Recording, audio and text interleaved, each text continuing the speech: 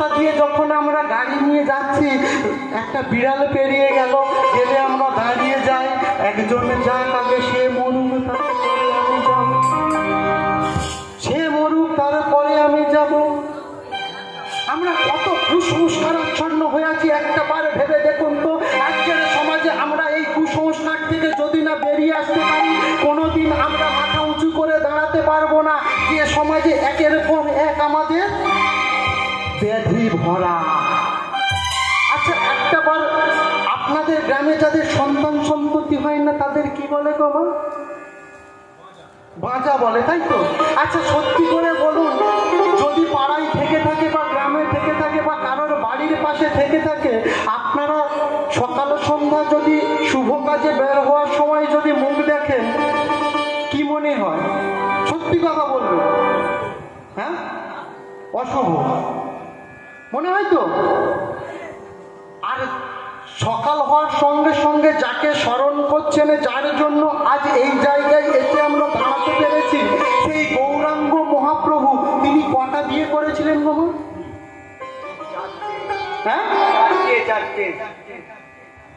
কিচ্ছু জানে না, মাধ্যমিক দিয়েছে কোনো রকমের, এবার থেকে ওপার টপকেছে, বলে গৌরাঙ্গ মহাপ্রভু 4টে বিয়ে। কটা বিয়ে? 2টো। প্রথম পক্ষের স্ত্রীর নাম কি ছিল? লক্ষ্মীপ্রিয়া। এই লক্ষ্মীপ্রিয়াকে গৌরাঙ্গ মহাপ্রভু কি দেখাশোনা করে বিয়ে করেছিল না প্রেম করে? তাহলে যত দোষ কেন এখনকার ছেলেদের? বলে এখনকার ছেলে মেয়েরা সব প্রেম করতে শিখেছে। আজ থেকে 550 বছর আগে আমার প্রাণের ঠাকুর সে করে দেখিয়ে দিয়ে গেছে, সেই তোমাদের শিখেছে নাকি? তাহলে আমরা করলে দোষ কেন? দোষ নেই তো। তাহলে ভেবে দেখুন, সে ভালোবেসে বিয়ে করেছিল লক্ষ্মীপ্রিয়াকে। আজকের যে গৌরাঙ্গ মহাপ্রভু কলিযুগের ভগবান তো,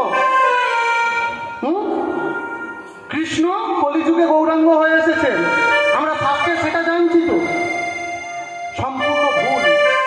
কৃষ্ণ কখনো কলিযুগে গৌর হয়ে আসেননি। গৌরাঙ্গ মহাপ্রভু কৃষ্ণ নন। গৌরাঙ্গ মহাপ্রভু ভগবানের থেকেও উপরে যদি কিছু থেকে থাকে তিনি তাই। কারণ কৃষ্ণ নিজে এখানে আসেননি। সেই গৌরাঙ্গ আমার রক্ত মাংসের শরীর নিয়ে আমার আপনার মতো পাপীদেরকে উদ্ধার করার জন্য এই নরক ভূমিতে জন্ম নিয়েছিলেন। কৃষ্ণ যদি ভগবান হবে তাহলে ভালোবেসে যায়। কৃষ্ণ যদি গৌর যদি কৃষ্ণ হবে তাহলে ভালোবেসে যাকে বিয়ে করলো লক্ষ্মীপ্রিয়া, তাকে সাপে কামড়ে মরে যেতে হলো কেন? একটা বার আমাদের প্রশ্ন জাগে না? সে তো ভালোবেসে বিয়ে করেছিল নাকি? সাপে কামড়ে তার বউ মারা গেল কি করে? দাপর যুগে যে সখাদেরকে ওই কালিয়দহের বিষ থেকে রক্ষা করতে পারে, সে নিজের ভালোবাসার সঙ্গিনীটাকে বাঁচাতে পারল না। আমার আপনার মতো রক্ত মাংসের সাধারণ মানুষ থেকে শিক্ষা, জ্ঞান, মানবিকতায় সে বড় আসন পেয়েছে, মহান মানব হয়েছে, মানুষ থেকে মহান মানব হয়েছে। আজকের দেখুন আমার রামকৃষ্ণ পরমহংসদেবে যেমন সাধারণ মানুষ থেকে মহান মানব হয়েছে, স্বামী বিবেকানন্দ যেমন সাধারণ মানুষ থেকে মহান মানব হয়েছে, ডক্টর এপিজে আব্দুল কালাম যেমন সাধারণ মানুষ থেকে মহান মানব হয়েছে, কাজী নজরুল ইসলাম যেমন সাধারণ মানুষ থেকে মহান মানব হয়েছে, রবীন্দ্রনাথ ঠাকুর যেমন সাধারণ মানুষ থেকে মহান মানব হয়েছে, আমার গৌরাঙ্গ মহাপ্রভু সাধারণ মানুষ থেকে ভগবানের আসরে উত্তীর্ণ হয়েছে তার কর্ম ফলে। আজকের দেখুন গৌরাঙ্গ মহাপ্রভু যাকে ভালোবেসে বিয়ে করলেন সেই বিষ্ণুপ্রিয়া, তারপরে দ্বিতীয় পুত্র বিষ্ণুপ্রিয়া। মা দেখে দিয়েছিল বিষ্ণুপ্রিয়াকে আর ভালোবেসে করেছিল লক্ষ্মীপ্রিয়াকে। আচ্ছা, দুই স্ত্রীর কটা সন্তান সন্ততি হয়েছিল? কটা হয়েছিল? কখনটা হয়েছিল গো মা? তা জানি না। তা ওকে কি 8 কিলো বলবো নাকি 8 কিলোর বেটা 8 কিলো বলবো? বাড়ির পাশে এসে একটা বিয়ে করে তার ছেলে পুলে হয়নি, তার মুখ দেখা পাপ, তার যে দুবার করলো তার কেন হলো না? তাহলে তাকে কি বলবো?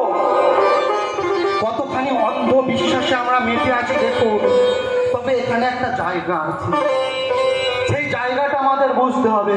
কলিযুগে গৌরাঙ্গ মহাপ্রভু কি দিয়ে মানুষকে জয় করেছিল গো মা? কি দিয়ে? কি দিয়ে? কি নিয়ে এসেছিল? অস্ত্র কি ছিল? হরিনাম, তাই? প্রেম। প্রেম দিতে এসেছিল। কলির জীবকে উদ্ধার করার জন্য তার কণ্ঠে ছিল প্রেম। মানুষকে প্রেম দিয়ে জয় করেছিল, ভালোবেসে মানুষকে জয় করেছিল। তিনি যদি প্রেমের পূজারী হলেন, তাহলে তিনি কিভাবে কামকে জয় করবেন, কিভাবে কামে লিপ্ত হবেন? তাই আজকের দেখুন গৌরাঙ্গ মহাপ্রভু নিঃসন্তান হয়ে গেলেন। গৌরাঙ্গ মহাপ্রভু যদি কামে লিপ্ত থাকবেন, ওই ষড়ঋপুর মধ্যে কাম, ক্রোধ, লোভ, মদ, মোহ, মাৎসর্য, এই 6টা ঋপুর বশবর্তী যদি তিনি থাকবেন, তাহলে তিনি কি মানুষের জন্য কিছু করতে পারতেন? কামে লিপ্ত হয়ে তিনি যদি সন্তান সন্ততি জন্ম দেবেন, তাহলে তো তিনি আমাদের মতো সাধারণ মানুষ হয়ে যেতে পারতেন। তিনি প্রেমের পূজারী। তাই প্রেমের সংজ্ঞায় কি বলছে? আত্মেন্দ্রিয় প্রীতি ইচ্ছে তারে বলে কাম, তারে বলে কাম। কৃষ্ণেন্দ্রিয় প্রীতি বাঞ্ছা ধরে প্রেম নাম।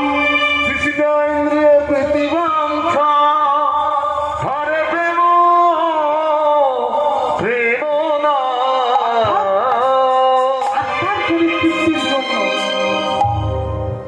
আমরা যেটা করে থাকি সেটা হলো কাম। আমার ভালো লাগা, মন্দ লাগা, আমি এইটা খাবো, এইটা করবো, আমি ওই ছেলেকে ওই মেয়েকে ছাড়া বিয়ে করতে পারবো না, যদি বাড়ির বাবা মারা না দেয় তো ঝুলবো, না হলে 2 ছিপি ঢেলে দেব। এগুলো জানবেন মোহ বা কাম। এরা কামনায় বশবর্তী হয়ে এই কাজগুলো করতে চলেছে। কারণে প্রেম সাহিত্যে যে প্রেমকে তুলে ধরছেন শরৎচন্দ্র বলছে, বড় প্রেম শুধু কাছেই টানে না, দূরেও সরায়। রবীন্দ্রনাথ যে প্রেমকে দেখাচ্ছেন, সে প্রেম হলো আমাদের দিঘির মতো বড়, যেখানে আমাদের মনে সাঁতার দেবে, সেখানে কিন্তু ঘোড়াই তোলা জল, যেটা আমাদের তৃষ্ণা মেটায়। অর্থাৎ যে জলটা আমরা বাড়িতে তুলে নিয়ে আসি, ড্রামে করে ভর্তি করে নিয়ে আসি, সেটা আমরা খাবার জন্য, সেটাতে খাওয়া যায়, কিন্তু স্নানের জন্য যথা ইচ্ছা বা ইচ্ছে মতো সেই জলটাকে আমরা ব্যবহার করতে পারি না। কিন্তু দিঘিটা এতই বড় জলাশয়, যেখানে গিয়ে আমরা হাবুডুবু দিতে পারি, সাঁতার কাটতে পারি। প্রেম হলো সেই দিঘি, আর ঘোড়াই তোলা জলটা হলো আমাদের কামনার মতো, যেটাকে